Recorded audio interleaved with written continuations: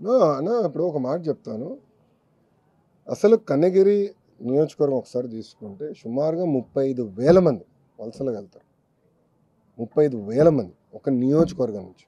అది నేను పాదయాత్రలో గమనించాను. మేమందరం మాట్లాడుకున్నాం.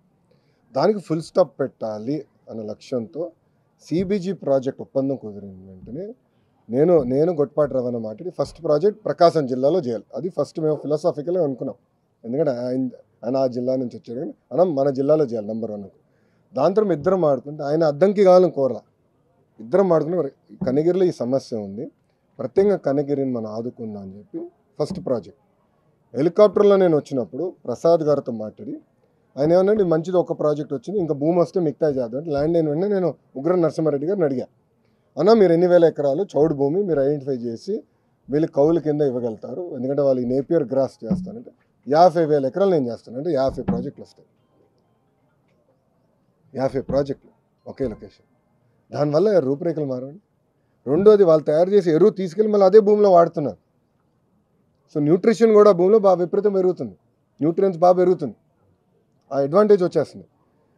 అది నేను ప్రాజెక్ట్ చేస్తే వాళ్ళు ఎట్లా తయారంటే ఈ ప్రాజెక్ట్ వాళ్ళు బొబ్బులు వస్తాయి, ఈ ప్రాజెక్టులో అది వస్తుంది. అరే మళ్ళీ ఇంట్లో గ్యాస్ సిలిండర్ వాడుతున్నారు కదరా ఈరోజు, బొబ్బులు వచ్చిన వాళ్ళకి గ్యాస్ సిలిండర్ వాడితే. అంటే చూడండి, ఉద్యోగాలు ఉపాధి కల్పించాలి. ఒక పక్కన వాళ్ళే మాడతారు, ఇంకో పక్కన వచ్చే ప్రాజెక్టులు రాకుండా దుష్ప్రచారం చేయాలి వాళ్ళు ప్రయత్నిస్తారు. దొంది వైఖరి, దానికి ఫుల్ స్టాప్ పెడతాను. సో మీరు ఇట్లా కానీ దుష్ప్రచారం చేసి ప్రాజెక్టులు అడ్డుపడితే నేను వదిలిపెట్టినాను. పాపం ఒకటి గుండెపోటు వచ్చి ఇంకోటి చేరు కొట్టుకున్నాడు కదా రెడ్ బుక్ దెబ్బకి. అవుతాయి ఇవన్నీ.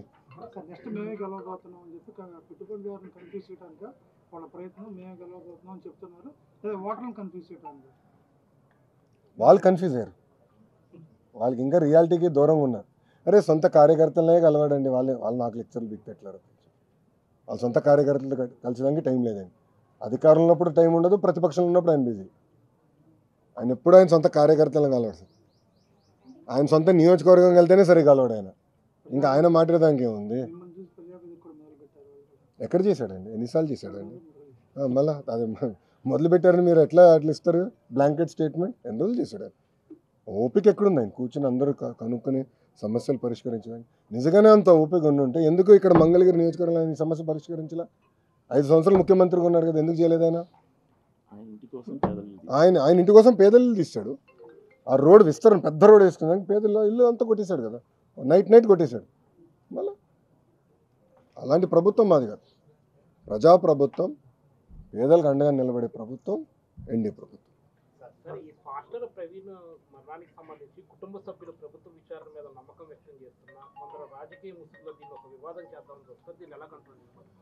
నేను గతంలో కూడా చెప్పాను, మాతో ధీటుగా పోటీ పడలేక కుల మత ప్రాంత విభేదాలు రెచ్చగొట్టి రాజకీయ లబ్ధి పొందాలనేది వైకాపా లక్ష్యం. దాంట్లో మీకు ఎలాంటి సందేహం అవసరం లేదు. పాస్టర్ ప్రవీణ్దే కాదు, ముందు కూడా ఇలాంటి అనేక డ్రామాలు వాళ్ళు చేస్తారు. ప్రజలందరూ అప్రమత్తంగా ఉండాలి. అనేక డ్రామాలు చేస్తారు.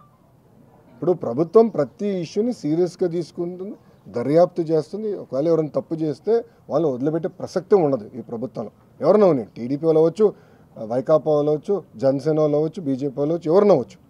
ఎవరిని వదిలిపెట్టదు, తప్పు చేస్తే మటుకు ఎవరిని వదిలిపెట్టదు ఈ ప్రభుత్వం. అది చాలా క్లారిటీగా లా అండ్ ఆర్డర్ విషయంలో గౌరవ ముఖ్యమంత్రి గారు చాలా క్లియర్గా ఉంది. అవునండి, ఎందుకు పని చేయకూడదండి? ఎందుకు పని చేయదండి? రెడ్ బుక్లో ఏముంది?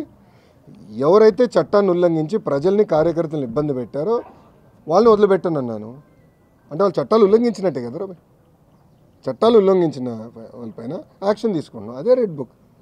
యాక్షన్ తీసుకుంటాం, దాంట్లో ఎలాంటి డౌట్ లేదు. ఇది రాజారెడ్డి రాజ్యాంగం కాదండి. గేట్లకి తాళ్ళు కడతాం, ఏం తప్పు చేయనోడి పైన దొంగ కేసులు పెడతాం. అలా ఎప్పుడు చేయలేదు. ఈరోజు జగన్మోహన్ రెడ్డి గారు ఫ్రీగా తిరగట్లేదు, Z+ సెక్యూరిటీ ఉందండి.